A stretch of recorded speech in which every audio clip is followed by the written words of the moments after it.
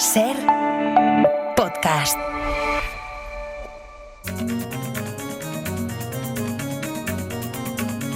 Hoy por Hoy Magazine.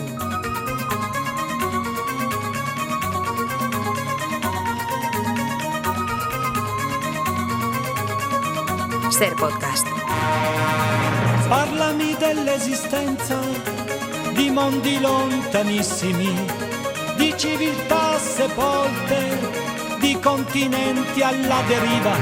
Parlami dell'amore que si fa. Reunión semanal del Ministerio de Ciencia y Tecnología del Hoy por Hoy, con dos temas además de última hora sobre la mesa: la sentencia contra Meta y el anuncio de la primera colonia lunar. Jaime García Cantero, ¿qué tal? ¿Cómo estás? Muy bien, muy buenos días. ¿Todo bien? Todo bien. Venga, perfecto, pues así me gusta, que las cosas estén bien. ¿Y tú, Nuño Domínguez, todo bien? Bien, bien, también muy bien. Vale, pues venga, vamos con los asuntos del día. Y el primero es una información que les dábamos ya desde ayer, y esta mañana hemos empezado a buscar reacciones, que son dos sentencias históricas contra Meta esta semana.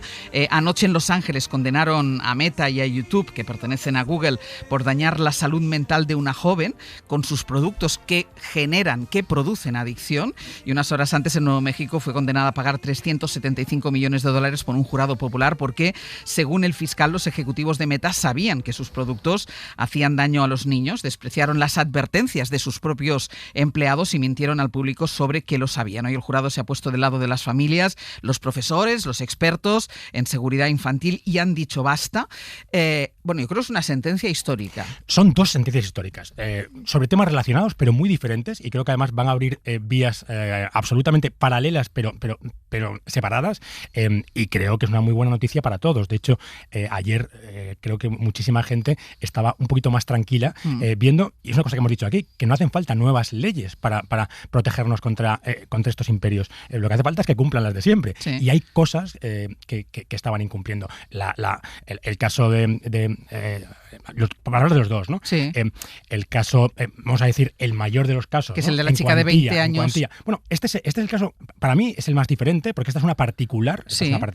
Que denuncia a Meta y a YouTube porque ella considera que le han creado una adicción que cuando era una menor le ha hecho ser infeliz, caer en depresión y tener pensamientos suicidas. Este caso, que como vemos la condena monetaria va a ser mucho más pequeña, para mí es el que puede tener mucha más repercusión, claro, porque puede repetirse miles o decenas de miles de veces. Es decir, que personas cuya salud mental ha sido deteriorada por estas plataformas denuncian a las plataformas y ganen el juicio. Porque lo interesante... Es que haber un camino esto... Claro. Pero lo interesante es que el jurado considera probado no solamente que crearon adicción, sino que sabían que creaban adicción y diseñaron sus plataformas para crear esa adicción. Y esto es muy, muy relevante. El de Santa Fe es bastante diferente. Es un caso muy bien armado, pero aquí no hablamos de salud mental. Aquí hablamos de delitos graves contra los menores. Esto empieza siendo la investigación de The Guardian. Luego es un caso tremendamente bien construido, con agentes encubiertos que se hacen pasar por menores dentro de Meta y reciben anuncios,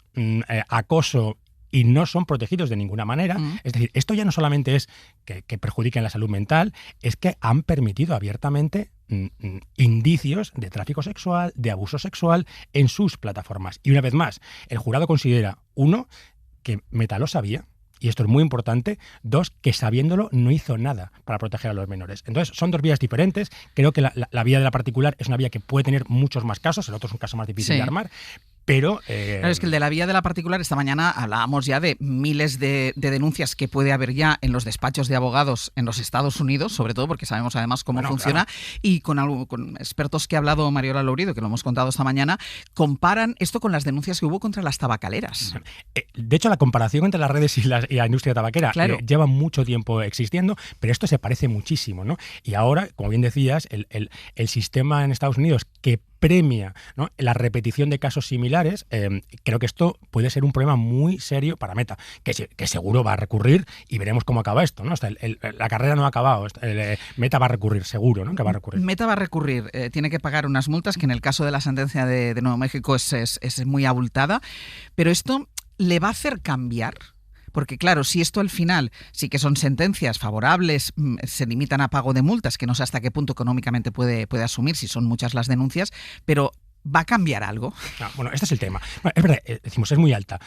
La cifra de Nuevo México es una cifra vamos a decir, alta para un juicio ordinario, es ridícula para Meta. O sea, esto no cambia para nada sus resultados. La de Los Ángeles, 3 millones, o sea, esto para ellos es absolutamente nada, ¿no? Que el tema es lo que decíamos, 3 millones no es nada. 1000 veces, 10.000 veces, Sí, claro. 100.000 veces 3 millones cambia todo. Pero la gran pregunta es justo la que decías, ¿no? ¿Esto va a hacer que Meta cambie? Bueno, aquí hay dos derivadas, ¿no? La primera es que Meta dice que ya ha cambiado, que esto nunca ha ocurrido y sigue en esto. O sea, Meta no ha rectificado, sigue diciendo que ellos siempre han protegido a los menores. Entonces, y me temo que van a seguir en esta línea, ¿no? De qué van a cambiar si ellos ya lo están haciendo. La segunda derivada es la capacidad, incluso judicial, de obligar a Meta a cambiar esto, que tampoco está muy claro, ¿no? Cambiar cómo y cambiar qué y qué tipo de penalizaciones se le puede poner a una compañía como esta que gana decenas de miles de millones para que cambie un modelo de negocio así de. Pero eso lo tendría que pasar, productivo. entiendo que por un paso de legislación, por un cambio de legislación. Claro. Bueno, un cambio de legislación, vamos a ver, o modelos punitivos más allá de la multa, ¿no? Y aquí entran cosas como este tema que molesta tanto cuando lo decimos aquí en España, ¿no? Prohibir la entrada a menores, restringir la entrada a menores o alguna de estos tipos de cosas. Porque vemos que un jurado popular ya ha aceptado todo esto. Ahora siempre están los que dicen, ya, pero esto si hubieran sido técnicos hubiera sido diferente. Bueno, si hubieran sido técnicos no lo sabemos, pero ya hay sentencias y creo que todos entendemos después de esto que desde luego lo que están haciendo las redes a los menores no es lo ideal. Y creo que Meta estas semanas debería reflexionar, ¿no?, sobre todo esto. Bueno, pues esta ha sido una de las noticias de las últimas horas que tiene que ver con nuestra parte tecnológica del Ministerio. En la parte de ciencia, la NASA ha revelado sus planes para crear una colonia humana en la Luna antes de 5 años. ¿Llegarán o depende de a qué llames colonia humana, no? Bueno, todo esto está sobre el papel, ¿no? Es el nuevo el papel proyecto que ha presentado el administrador general de la NASA para cumplir con ese mandato de Trump de que Estados Unidos tiene que ser el líder mundial en el espacio. Ya lo es. Uh-huh. No tienen que hacer realmente nada. Ya son los líderes y lo único que sí que existe ese miedo de que China se les pueda adelantar, ¿no? Así que, bueno, se ha presentado este plan que tiene cosas interesantes, sobre todo que, bueno, va a reposar en gran parte en el esfuerzo de empresas privadas. En cuanto empieza, es un proyecto en 3 fases y la base habitada de forma continua sería en 2030, a partir de 2032. Luego estas cosas ya sabéis que estos planes se van retrasando. Se dilatan en el tiempo. Siempre son los planes del futuro, ¿no? Van retrasándose año a año, pero bueno, esos son los planes con los que Estados Unidos llegaría tal vez antes que China, porque China ha dicho que llega en 2030 y ellos funcionan con sus planes quinquenales. También ha salido recientemente un estudio bastante interesante que decía 2028, que es el año en el que Trump espera poder poner astronautas en la superficie de la Luna, va a ser el año en el que China ya invierta más dinero en investigación y desarrollo que Estados Unidos. Es decir, sería el líder mundial de la ciencia en 2028, el año en el que llegarían a la Luna. La carrera espacial, la NASA es como el Barça, ¿no? Solo depende de sí mismo. Si aguanta el ritmo, será campeón de liga. Sí, y yo creo que juegan mucho con esa idea, ¿no? De hay que apretar porque llega China. Bueno, realmente, hablando estos días que hemos estado hablando con ingenieros españoles que trabajan en puestos muy importantes de la NASA, decían, a ver, nosotros en el día a día no pensamos en eso, no pensamos en China, nosotros estamos focalizados a lo nuestro, en el trabajo y tal. Y hay que decir que el jefe de este nuevo proyecto de la base lunar es un español, Carlos García Galán, que lleva muchos años trabajando en la NASA y que era el jefe o uno de los jefes del proyecto de hacer una estación orbital en la Luna, del que hemos hablado aquí, en colaboración con Europa, y que ahora se ha apartado o se ha pausado para supongo que para disgusto de las empresas aeroespaciales europeas, para hacer ya una base en la superficie directamente. Es decir, o sea, van posados en la Luna. Eso es.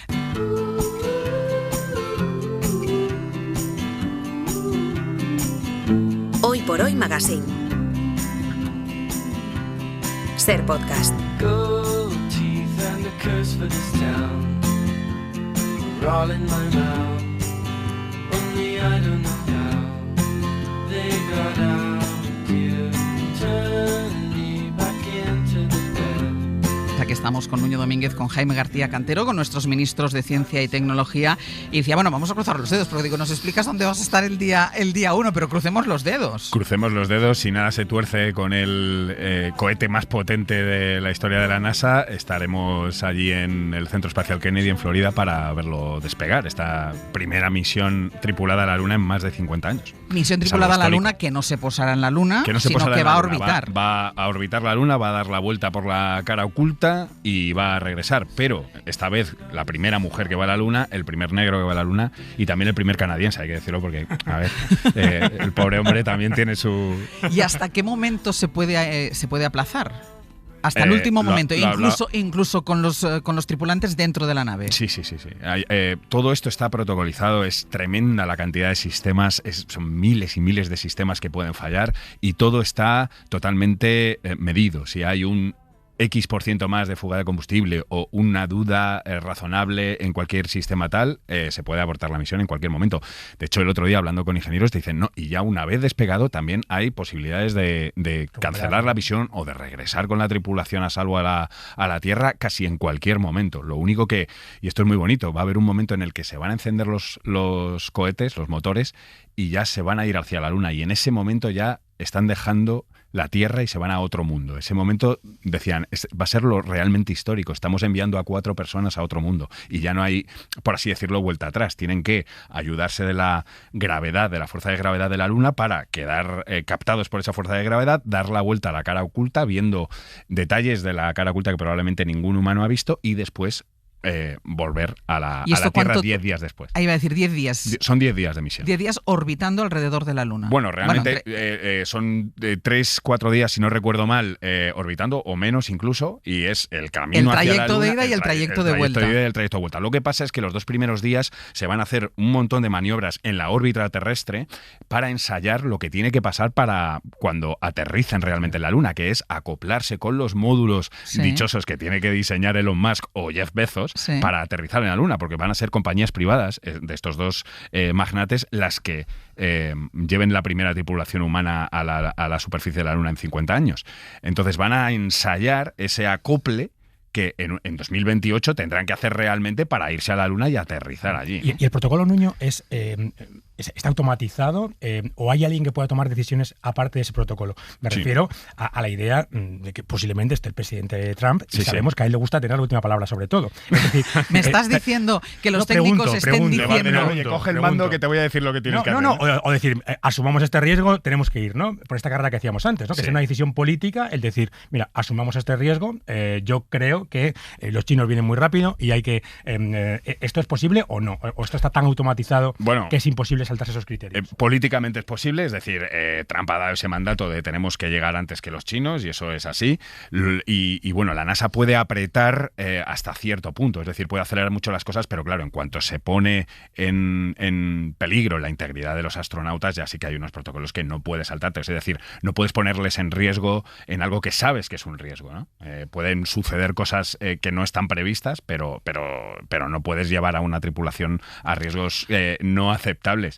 Pero una de las cosas importantes de esta misión es que no solo van a probar los sistemas esenciales por primera vez, es decir, oxígeno, agua, climatización de la nave, porque afuera están a 120 bajo cero, y todo eso lo ha hecho Europa, pero es que además van a tomar los mandos los tripulantes, el comandante el piloto de la misión va a tomar el mando para conducir ellos. O sea que eso también es un punto de novedad de esta misión, ¿no? Van a conducir ellos, pero quiero decir que en las misiones anteriores te conducían desde... Sí, bueno, la anterior que iba sin tripulación, iba todo automático y tú en teoría puedes mandar a la tripulación totalmente automático, pero claro, desde la época del Apolo siempre ha habido esa voluntad tan humana de decir, nada, quita que no conduzca el ordenador, ya lo llevo, que es lo que hizo Neil Armstrong también cuando o sea, en la primera misión que aterrizó en la Luna también se hizo y cogieron ellos los mandos, ¿no? Decir, venga, la voy a aterrizar yo. Lo aparcó él. ¿Y los periodistas de dónde lo vais a seguir esto? Bueno, pues esto vamos al Centro Espacial Kennedy, por lo que me cuentan, bueno, hay una gran sala de prensa, pero además hay un gran balcón desde el que ves el despegue, y lo que me han dicho, que yo lo he vivido en algunos otros lanzamientos, no de cohetes tan grandes, es que claro, tú lo primero que ves es un enorme destello y muchísimo tiempo después sientes el golpe del sonido que llega del encendido de esos motores y el calor, que notas el calor de los motores al encenderse cuando ya el cohete está muy arriba en el cielo, porque la velocidad del sonido es menor que la de la luz. Así que compartirás balcón y palco con el presidente de los Estados Unidos y posiblemente con Elon Musk. Supongo que estará por allí por lo que le toca. Probablemente esté, ten cuidado. No creo que nos dejen mezclarnos por lo que sea. Yo no estaré el jueves que viene, que estará Sastre, que yo estaré de vacaciones, pero te voy a escuchar para que cuentes, si es que seguimos cruzando los dedos para que esto pase. Oye, OpenAI, Jaime, que anunció el martes que ha cerrado Sora, que era su servicio de creación montón de vídeo que llevaba operativo. Yo me acuerdo cuando se puso en marcha, porque hace 6 meses. Es que hablamos muchísimo de este servicio. ¿Por qué cierra? Bueno, yo creo que cierra porque OpenAI tiene que centrarse en ciertos productos y este no parece de los elegidos. Pensemos, OpenAI quiere salir a bolsa y, por supuesto, sus inversores esperan que gane dinero. Y a OpenAI le cuesta mucho ganar dinero. Entonces, se va a centrar en otras líneas de negocio.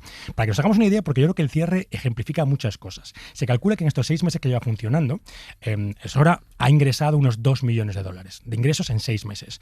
Los gastos solamente en infraestructura son de 15 millones al día, no los 6 meses, al día. O sea, tú has ingresado 2 millones en 6 meses y has gastado 15 millones al día. Digamos que no es un buen negocio. Esto explica muy bien por qué una compañía como OpenAI, pese a sus inversiones millonarias, pese a tener muchísimo dinero para quemar, tiene que elegir las guerras que quiere pelear. Y yo creo que no se le escapa a nadie, y nosotros también aquí, que Anthropic hoy es el rival que más crece y sobre todo con un modelo completamente diferente. Anthropic se ha centrado en muy pocas cosas, a un público profesional, ni siquiera genera imágenes, y ellos lo que hacen es centrarse, vamos a decir, en la generativa, muy centrada en código, que es muy, muy interesante, y en modelos de pago para profesionales. Anthropic crece, sobre todo crece su negocio y no crece tanto el negocio de OpenAI. Entonces, pues han tenido que tomar este tipo de decisiones. ¿El hecho de que se vaya endureciendo la legislación sobre los deepfakes y eso puede haber contribuido también? Bueno, yo creo que esto es un tema bastante más económico que tiene que ver con eso. Desde luego, la regulación no va a ayudar a este tipo de plataformas, pero como ya hemos visto, yo creo que en demasiadas ocasiones, la regulación no es lo que más preocupe a personas como Sam Altman, que es el CEO de OpenAI. Vamos con cosas de ciencia. Nuño, 2 novedades de la ciencia. La primera, han secuenciado el ADN de los primeros perros de la historia de la humanidad, perros de hace más de 15.000 años. Es decir, hubo perros antes incluso que tener casa. Totalmente. Es alucinante, pero llevamos evolucionando con ellos más de 15.000 años, por eso no se entienden tan bien, ¿no? Los perros. Fue el primer animal doméstico de largo. O sea, estamos hablando de perros domesticados, de perros... Claro, ayer teníamos esa discusión en El País, en la redacción, de decir, oye, ponemos perros domésticos, pero es que el perro es doméstico. El perro es un animal doméstico, es un lobo domesticado. Eso es lo que es un perro. Y ahí no había domo, no había casa todavía. Claro, no había casa. Nosotros vivíamos en cuevas, éramos nómadas, nos dedicábamos a la caza y ahí probablemente nos ayudaban, nos dedicábamos a la recolección y ahí probablemente nos ayudaban. Todavía usamos perros truferos para conseguir trufas, ¿no? Sí. Pero miles de años antes de tener, por ejemplo, ya poblaciones sedentarias. O sea, antes de que fuéramos sedentarios. Etcétera. Efectivamente. Lo interesante que es que han analizado 2 yacimientos que están a miles de kilómetros, uno en Turquía y otro en Reino Unido, y esos perros eran muy parecidos. O sea, que pueden ser descendientes de una sola domesticación, ¿no? Que habría pasado unos 2.000 años antes. Y decían que estos perros debían ser parecidos a lo que hoy son los boxers. Sí. Curioso. Sí. Y luego hay otros perros que tal vez se domesticaron en otras ocasiones y que son los perros característicos, por ejemplo, de Siberia, de esos que se parecen a los huskies, esos que se utilizaron para los trineos para hacer lo que llaman la mayor cooperación entre perros y humanos, que es cómo se conquistó Groenlandia y cómo llegaron después los inuits al norte de América, ¿no? Con los perros tirando de los trineos. Qué bueno. Efectivamente, mucho después de esto que estamos hablando, pero bueno. Perros domesticados hace 15.000 años. Y la otra novedad es que ya sabemos por qué sentimos frío. Ya, parece una tontería, ¿verdad? Bueno, sabemos, pero no sabemos cómo, ¿no? O sea, realmente parece una tontería. Hombre, toco la nieve o toco el hielo y está frío, sí, pero ¿cómo? ¿Cómo lo sabe la punta de tu dedo o cómo lo sabe tu ojo, ¿no? Cuando hace mucho viento. Bueno, pues todo esto obviamente es bioquímica y uno de los ganadores del Nobel, David Julius, ha descubierto que hay una proteína, TRPM8, que es esencial y que es la que cambia, por así decirlo, de forma dependiendo de la temperatura. Por debajo de los 26 grados empieza a cambiar de forma y eso abre una especie de canales en el interior del cuerpo que dejan pasar los iones, la electricidad. Es decir, al final es un mecanismo nervioso. Entonces, cuando esta proteína deja pasar ese estímulo, el cerebro siente frío. Sentimos frío. Es algo parecido, salvando las distancias, de cómo funcionan las neuronas con impulsos eléctricos, ¿no? Pues estas proteínas están muy relacionadas en esto y pueden tener aplicaciones más allá de alimentar nuestra curiosidad, ¿no? Pero también debe ser una proteína que cada uno debe funcionar de una manera diferente, porque hay gente que siente más frío y gente que siente menos. Eso es una gran pregunta los frioleros, que deberíamos hacer a Julius, de por qué claro, porque es hay igual gente, que con el dolor. Claro, o sea, hay gente que tiene el umbral del dolor muy alto y en el frío igual. Hay gente que es muy friolera y hay gente que puede estar con el hielo alrededor y no sentir tanto frío. Totalmente, pues gran parte probablemente tendrá que ver con estas proteínas. Y además, leyendo la crónica de Jessica Muzo, que está muy bien en El País, decía, yo no lo sabía, la quimioterapia a veces produce un efecto secundario de una hipersensibilización al dolor, al frío. Al frío, sí. Entonces, eso sí. Bueno, lo sabía por casos cercanos. Pues es posible que esto pueda paliar esos efectos secundarios, ¿no? O sea, que esto puede tener aplicaciones médicas, es muy interesante. Qué interesante. Oye, y más de la IA, porque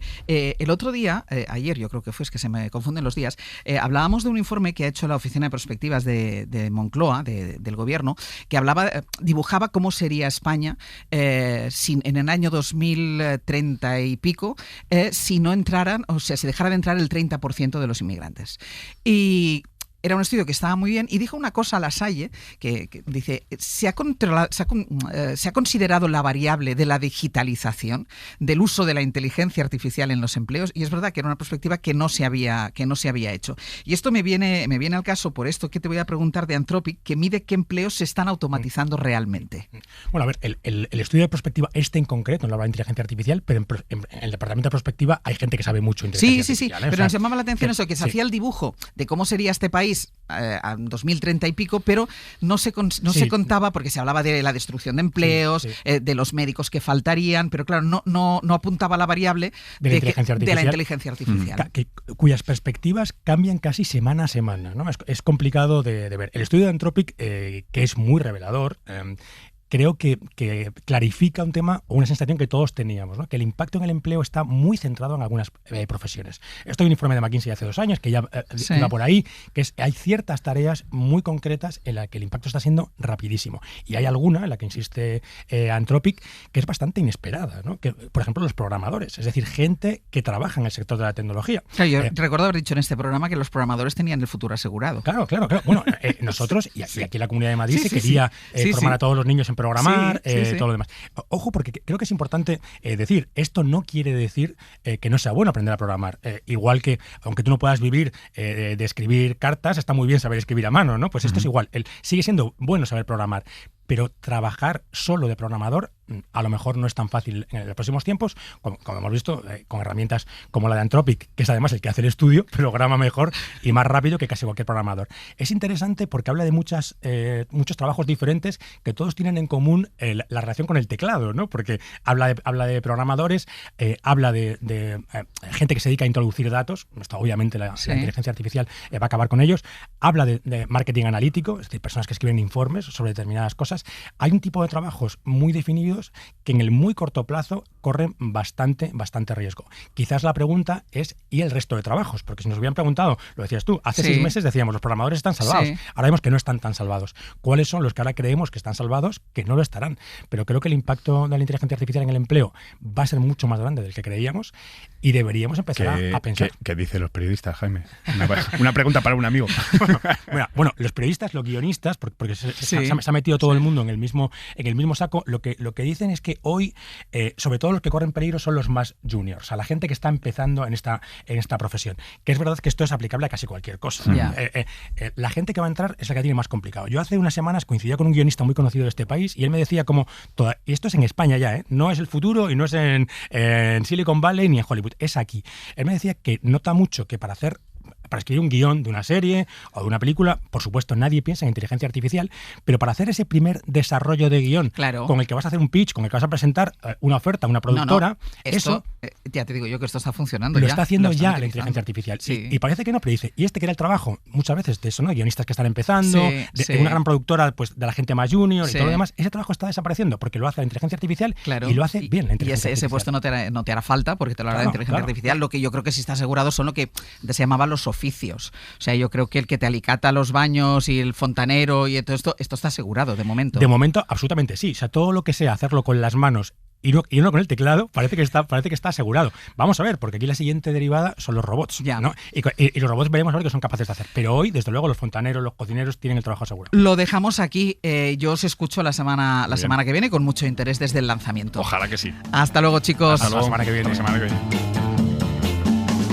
Laisse tomber les filles, laisse tomber les filles. Un jour c'est toi qu'on laissera. Laisse tomber les filles, laisse tomber les filles. Un jour c'est toi qui pleureras. por Hoy Magazine. En temporadas anteriores de Amigos Alegres.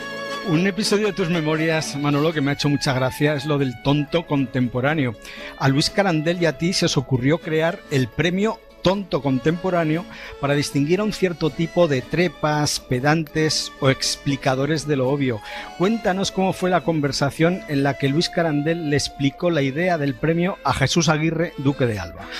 Bueno, teníamos una tertulia en el restaurante El Alabardero, que éramos bastantes. En aquel ambiente se hizo un premio que era el Tonto Contemporáneo, que tenía dos condiciones ineludibles que había que cumplir, que era ser tonto y ser contemporáneo. O sea que no como decía Luis Carandel, tampoco es tan fácil, ¿eh? No, porque algunos, yo me acuerdo que a Marías, a Julián Marías, Sí. Era candidato.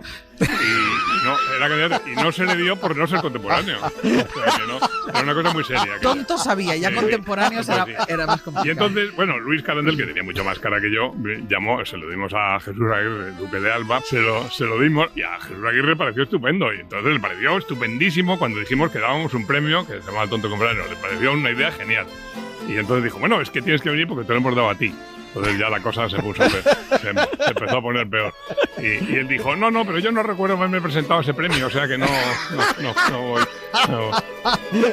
Ser Podcast. Nosotros hace 6 años pensamos en crear justo todo lo contrario.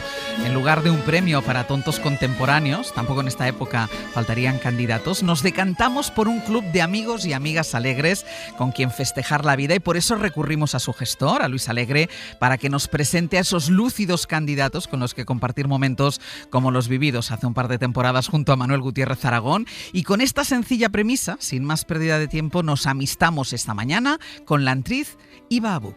Los comienzos fueron muy duros, hombre. Yo me fui de casa a mis padres con una mano delante y otra detrás y me puse a trabajar. Encima quería estudiar. Entonces yo estudiaba en la universidad por la mañana, estudiaba filología árabe. Por las tardes me iba a las clases de teatro. Por las noches trabajaba en un bar. Dormía una media de 3-4 horas diarias y así durante 3 años hasta que exploté. Y dije, no puedo hacer las dos cosas. No puedo querer ser filóloga y ser actriz, no se puede. Elige. Yo soy el cantante. Luis Alegre, buenos días. Muy buenos días, Ángeles, ¿qué tal? Muy bien, mira, ahora escuchando la anécdota de Manuel Gutiérrez Aragón, recordándola, es que me moría de la risa. Es que es fabuloso. Sí. Es fabulosa. Y esta canción que la ha sugerido nuestra amiguita alegre de hoy, sí, Iva Buch, también es estupenda. Y fíjate que dice, yo soy el cantante que hoy han venido a escuchar lo mejor del repertorio, a ustedes voy a brindar. Y resulta que anoche estuve en Zaragoza viendo a Miguel Ríos. Sí. Y eso es lo que hizo, ofrecer lo mejor de su repertorio, pero lo que es flipante es la energía que tiene este hombre a sus casi 82 años. Sí, o sea, todavía no estoy recuperado. No se le acaban las baterías. Es increíble. ¿Cuál es tu primer recuerdo de Iva Buch? La descubrí en una serie, El corazón del océano, en la que estaba acompañada de mis queridos Clara Lago y Álvaro Cervantes. Luego compartimos un amigo que me hablaba maravillas de ella y por fin, hace 10 años, la conocí en Tudela, en el Festival de Cine, cuando Iva fue jurado. Ese Festival de Tudela es una mina, para los amigos. Es una mina, tú también fuiste jurado. Yo también podría, si este programa se hiciera en otra emisora, seguramente podría ir yo. Iva Buch, ¿qué tal? Muy buenos días. Buenos días, Ángel. ¿Así recuerdas tú la entrada con Luis Alegre? Así la recuerdo, pasamos la verdad que un fin de semana en Tudela maravilloso y pude conocer a Luis y desde entonces tenemos una amistad que es muy, muy preciosa para mí. Es muy llamativo el cruce de raíces, influencias y culturas que conviven dentro de Iva. Nace y vive en Madrid, orígenes tunecinos y libios por sus padres, educación musulmana. Se forma en el Liceo Francés y es la persona cercana a mí que más idiomas domina. Español, árabe, francés, inglés e italiano. ¡Qué envidia, madre mía de mi vida! ¡Qué envidia! Nosotros que justito, bueno, yo todavía 2, que tú ni eso. No, yo por mi condición de catalana, ¿eh? El español y el aragonés. Exacto. Iva, ¿de qué modo te explica a ti como persona esta mezcla de culturas?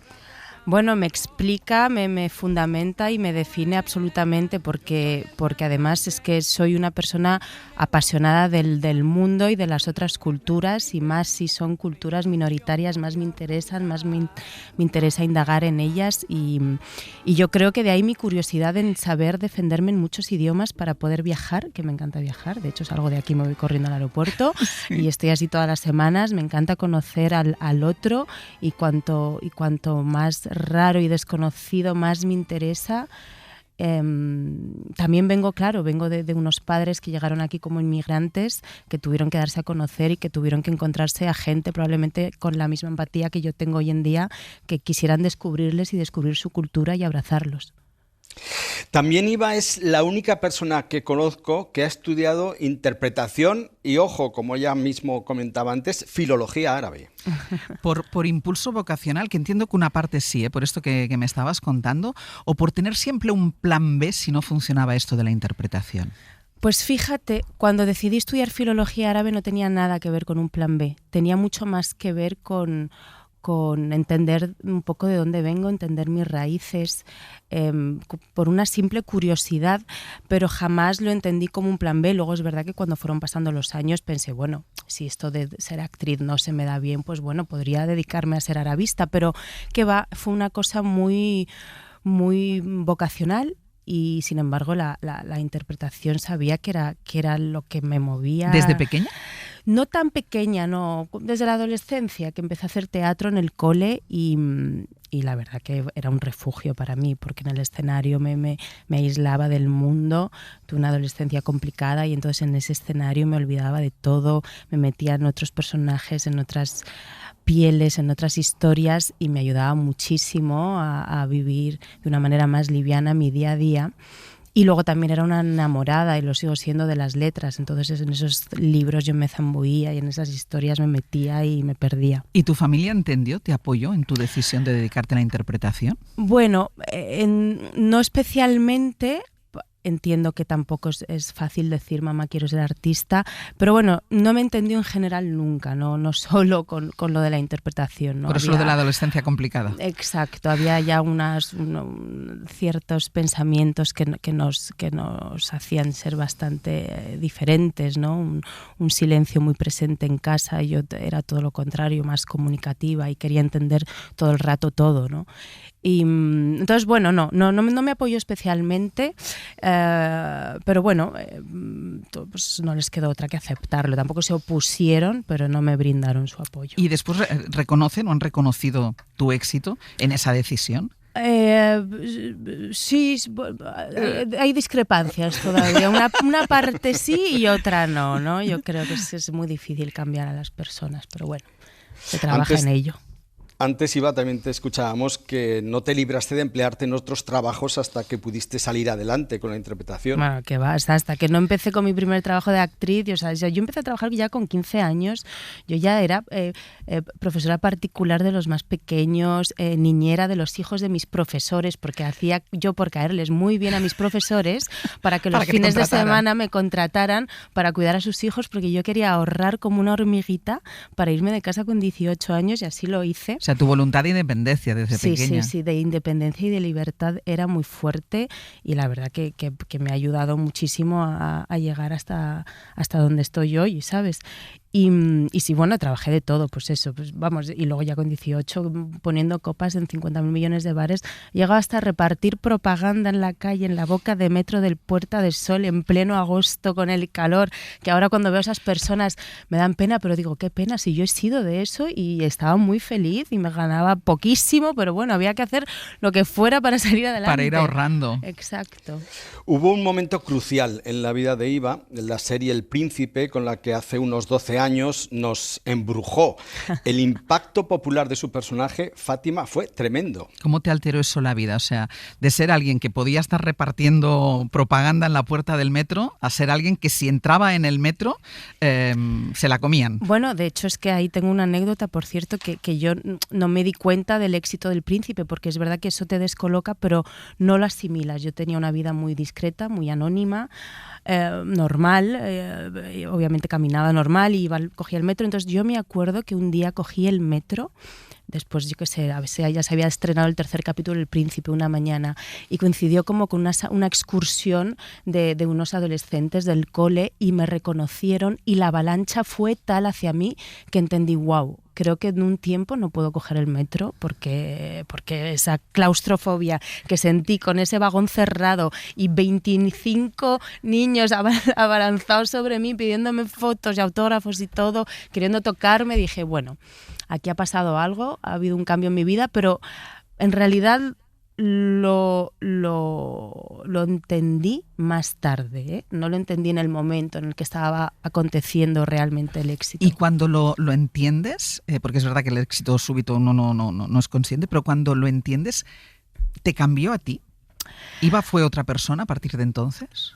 Obviamente eso es lo más importante, intentar que no te cambie en ti y es más, intentar incluso volver a reconectar con tus verdaderos valores, con tus principios y con la humildad, porque si no se te va la olla y te vuelves insoportable, que pasa y es muy común que pase, pero bueno, si luego sabes volver, pues está todo bien, porque errores cometemos todos y no pasa nada. Yo he intentado que no me cambie y bueno, espero haberlo conseguido. ¿Hay algo que te agarre especialmente por los pies y te los haga bajar? Hombre, ahora mismo, Ángels, tengo dos hijos maravillosos de 6 y 4 años que me agarran por los pies a diario, a todas horas. Además viven conmigo 24/7, con lo cual son ellos los que me tienen ahí ancladita a la tierra, pero bien. A la tierra madre. Con las que tienes que ejercer de papel de madre, vamos. Totalmente. Además, Iva es una de las madres más vocacionales que he conocido nunca. O sea, ser madre ha sido su gran sueño cumplido. ¿Siempre querías ser madre? Sí, es algo que siempre más he dicho. O sea, a mí me vas a elegir, yo soy actriz, me vas a elegir entre ganar 6 Oscars, me da igual trabajar con Wim Wenders, Almodóvar, todos los que me pongas delante, o ser madre, te digo, yo ser madre. Pero eso, ¿en ningún momento has pensado que esto puede no romper con la carrera de actriz, pero sí coartar? Porque además tú tienes dedicación. Tú antes me decías que llevas al niño al cole por las mañanas. Sí. Entonces, ¿no pensaste en ningún momento a ver si voy a trabajar menos por esto? La verdad que no lo pensé, aunque luego es una realidad, pero ni lo pensé, porque es que era tanta mi pasión y mis ganas por querer ser madre, que todas las consecuencias que pudiera tener por ser madre me daban igual, porque para mí trabajar menos lo iba a ver como algo positivo, porque voy a pasar más tiempo con mis hijos. Entonces, bueno, la verdad que no, que es una cosa lo más bonito de mi vida. Siempre he tenido una conexión muy especial por los niños en general, me gustan muchísimo, y ya tener hijos yo me parecía un sueño cumplido. Iva, se salta todo el rato tu belleza y eres una de las españolas que más veces ha debido escuchar eso de qué guapa estás o qué guapa eres. Pero una vez le escuché a Catherine Deneuve que la belleza se puede llegar a convertir en una condena. No sé qué te inspira esa reflexión. A ver, por supuesto la belleza naces con ella, con lo cual es un regalo. Sí. Pues tiene unos ojos preciosos. Evidentemente yo estoy muy agradecida por lo que me ha tocado, pero es verdad que en ciertas profesiones, sobre todo esta, que estás como muy expuesta al público, pues la realidad es que te puede limitar, porque la gente puede ver solo una cara bonita y pensar que detrás no hay nada. Entonces a veces es como, a ver, pues sí, hay mucho más. Entonces tienes que estar como todo el rato demostrando un poquito más pues tus valías, tu inteligencia, tu tal, porque bueno, la cara bonita es que he nacido con ella, no lo puedo evitar. ¿Te puede limitar también, Iván, en determinados papeles, a la hora de darte determinados papeles? Por supuesto. A mí me ha limitado a la hora de hacer papeles que tenía ganas de hacer, decirme, es que eres demasiado guapa para este papel. Y decir, ¿qué pasa? Que las guapas no sufren, las guapas no son un papel de yonki, las guapas no son tienen cómicas, depresión, no son graciosas. Claro, las guapas no tienen profundidad, las guapas no... Pues claro que sí, hay de todo, ¿sabes? En esta vida, por supuesto. Pero bueno, obviamente no, agradecidísima por lo que tengo y hago con lo que tengo lo que puedo, que es bastante, pero sí que es verdad que te limita y entonces tienes que encontrar las maneras de desarrollarte de otra forma. Es como si tuvieras que demostrar siempre más que los otros. Desde luego es así. En esta profesión es así. Una de las manifestaciones más depuradas de la inteligencia, además de saber reírse de uno mismo, es aprender de los errores y fracasos. ¿Qué has aprendido tú de los tuyos, Iva? Pues he aprendido mucho y de hecho, bueno, sabré que cometeré más errores, pero bueno, he aprendido que soy vulnerable, he aprendido a perdonarme y he aprendido también a perdonar al otro, que es fundamental para uno liberarse y continuar y avanzar en la vida. Creo que bueno, que es el perdón hacia uno mismo y hacia el otro y decir, pues sí, pues mira, aquí me he equivocado, bueno, o sea, metí la pata, qué vergüenza o qué mal o cómo pude caer ahí, pero así es, soy un ser humano, tengo mis vulnerabilidades y pa'lante. Ahora está estudiando Iva un máster de dirección y producción en la Escuela de Cine de Madrid. ¿Por qué? ¿Qué quieres dirigir?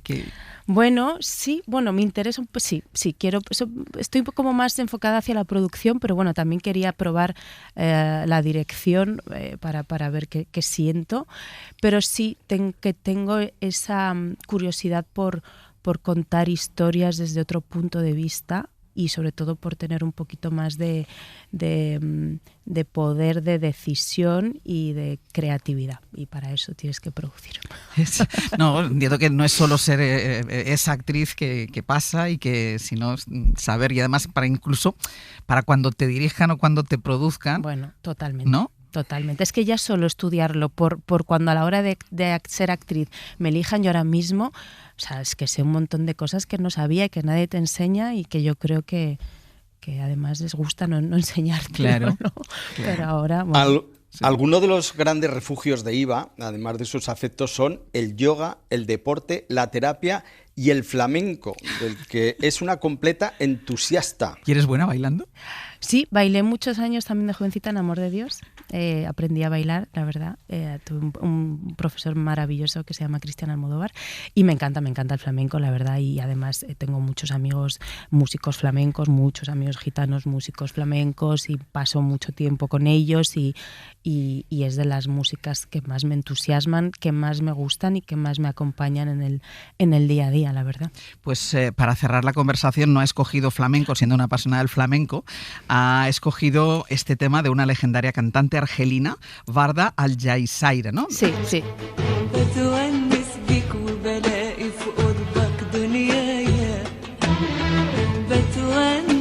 ¿Qué te inspira esta canción? Esta canción tiene mucho que ver con mi memoria, con mi infancia, es una cosa muy nostálgica. Esta canción la llevo escuchando desde que tengo uso de razón y me emociona.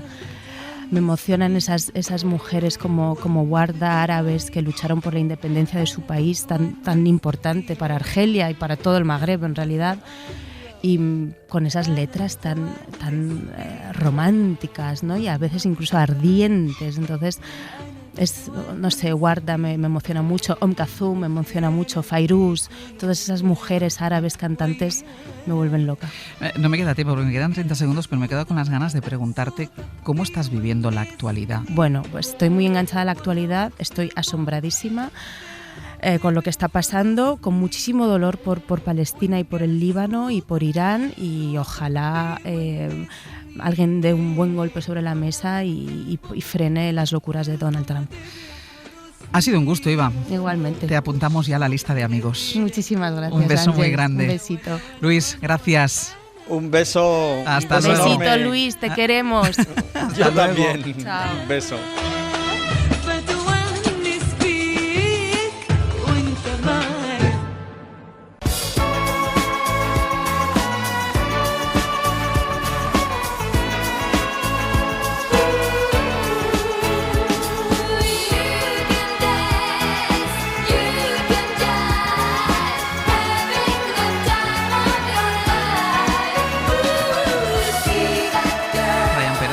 Buenos días, Ángels. ¿Me quieres pedir algo? No, es como de prevacaciones. Ah, vale, porque he pensado, ya él sabe que cuando pone Ava es porque algo querrá, porque como me gusta tanto... No, eso significa acontecimiento. Ah, significa acontecimiento. Venga, vacaciones de Semana Santa. Perfecto, te También lo es compro. verdad que hoy es jueves de karaoke, tradicionalmente en el programa, en la apertura de las canciones de las 6. Y hoy no terminaba de haber consenso con Julieta Venegas. A mí sí me gusta mucho Julieta Venegas. A mí me gusta mucho también, pero sí que es verdad que la canción pues podía valer para karaoke, pero no. Entonces, no lo sé, es que yo no he ido nunca a un karaoke. Vale, pues hay que solventarlo ya, ¿no? No he ido nunca a un un karaoke. cantarse un Dancing Queen, luego no cantarías, también es verdad, pero verías a los demás cómo cantan. Bueno, arrancábamos a las 6 con Julieta Venegas, con Jueves de Karaoke, y no terminaba de haber consenso. Que hay canciones modernas que entran con muy buen pie y rápidamente se empiezan a cantar por los karaokes. Y hay otras, yo diría que esta es uno de los casos, que ya tienen unos años, no tantísimos como para formar parte de la banda sonora de nuestra vida, pero que se convierten en clásicos del karaoke relativamente rápido. Estaba viendo de cuándo es esta, creo que es 20 2009. años tiene esta canción, 2006, macho. Si no forma parte de tu vida después de 20 años, cuéntame.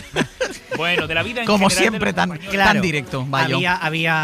No terminaba de haber consenso. Julieta Venegas vale para un karaoke y pues también evidentemente ABBA También. para todos los karaokes del universo. También. Y bueno, Rosalía, que se nos ha puesto malita. Sí. Ha tenido que dejar un concierto en Milán, donde por cierto está Ainhoa Aguirregoitia, que no ha ido a ver a Rosalía, sino otras Menos mal cosas, porque ahora lo se contaremos. hubiera quedado en medio concierto. Pero bueno, se ha puesto malita el estómago. ¿Y qué pasa? Pues ha habido una nueva consulta del gabinete médico de Sastre y Barceló con los consejos que tiene que seguir Rosalía a unos días de llegar a Madrid para recuperarse, claro. Si se recupera a tiempo, esperemos que sí, tendrá 4 fechas en Madrid y otras 4 en Barcelona. Pues se va a recuperar seguro que estas que cosas sí. del estómago, un par o 3 de días, arroz hervido, jamón york Y pollo a la plancha. y pollo a la plancha. Muy bien, la doctora Barceló. Ya está. No, el doctor eres tú, yo soy la inspectora. Es verdad, sí. Me he adelantado. Pero he de decir que secundo tu receta. Vale, Muy ya bien, está. Si muy Rosalía bien. nos Y está muy- escuchando, ya sabe lo que tiene que hacer. Hay que decir que aunque seas inspectora, como consejera médica también vales, porque yo prácticamente voy a hacer un mes que pasé por una situación parecida y, los consejos me vinieron te muy dije bien. exactamente esto. Bueno, y hasta hace unos minutos ha estado Iva Buck con nosotros, la actriz que ha sido una nueva amiga alegre, una nueva amiga de Luis Alegre y que nos ha encantado, la verdad. Ha sido Me ha caído súper bien. No una la conocía, me ha caído conversación súper bien. maravillosa. En mi casa se vio mucho El Príncipe también. Yo es que no la vi. Y ella nos ha contado cómo ganó en sus primeros compases independencia con distintos trabajos y el momento en el que se dio cuenta de que ya era una persona con puro reconocimiento. Poniendo copas en 50.000 millones de bares, llegaba hasta a repartir propaganda en la calle, en la boca de metro del Puerta del Sol, en pleno agosto con el calor, que ahora cuando veo a esas personas me dan pena, pero digo, qué pena, si yo he sido de eso y estaba muy feliz y me ganaba poquísimo, pero bueno, había que hacer lo que fuera para salir adelante. Para ir ahorrando. Un día cogí el metro y coincidió como con una excursión de unos adolescentes del cole y me reconocieron y la avalancha Claro, fue... Se le echaron de encima ser todos alguien los anónimo chavales. a ser súper conocida. ¿Y qué nos queda por delante? Bueno, pues por delante La vida y el cine con Javier Ocaña, que nos viene a hablar de Peaky Blinders, hasta ahora una serie conocidísima de muchas temporadas en Netflix, pero ahora también película en la plataforma, como en una especie de continuación, ahora nos lo contará el profesor Ocaña, y también Altas Capacidades, que es un estreno en cines para ir a ver este fin de semana, por ejemplo. Muy bien. Y Ainhoa Aguirregoitia, que se nos ha escapado a la Bella Italia, a Milán, y desde allí nos va a poner los dientes largos para hablar de pues la cocina milanesa, pues desde la propia milanesa a los obuco, a delicias maravillosas que tiene Milán. No ha dejado de mandarme fotos en los últimos días. De todo lo que está comiendo. De todo lo que está Oh, comiendo, qué que rabia no le va a tengo. pasar por la puerta a la vuelta. Qué rabia le tengo. Pues venga, vamos a ello. Hasta ahora. Hoy por Hoy Magazine. Ser podcast. La corona de un príncipe. Te apuesto a que serás el rey. Tú no apuestas. No, pero estos días me dedico a especular. ¿Acerca de qué? Uno de mis camaradas tiene una hermana que trabaja en la oficina de telégrafos de la fábrica de la BSA. Dice que la semana pasada ha habido varios mensajes de Londres a los mandamases. De Winston Churchill en persona. Vio una lista de nombres que había junto al telégrafo. Y en esa lista estaban tu nombre y mi nombre juntos. ¿Qué lista tendría juntos el nombre de un comunista y el de un corredor de apuestas? Tal vez una lista de hombres que dan falsas esperanzas a los pobres. La única diferencia entre tú y yo, Freddy, es que a veces mis caballos tienen la suerte de ganar. Hay días que al oír hablar de los recortes y las palizas me gustaría haber dejado que te mataran en Francia. Créeme, algunas noches a mí también. Hoy por Hoy Magazine. Ser podcast. Sitting by the fire, drinking moonshine, moonshine, slowly Llegan la vida y el cine, sus nombres están en la misma lista porque tienen más cosas en común de lo que creen, dan esperanza pero no son falsas. Profesor Ocaña, Javier Ocaña, buenos días. Muy buenos días. Hoy hemos comenzado con una serie, una de esas series que tienen legión de fans. Esto es Peaky Blinders, ¿no? Esto es Peaky Blinders. Y bueno, una serie que cumple ya más de una década, 6 temporadas de 6 episodios, 36 horas en total.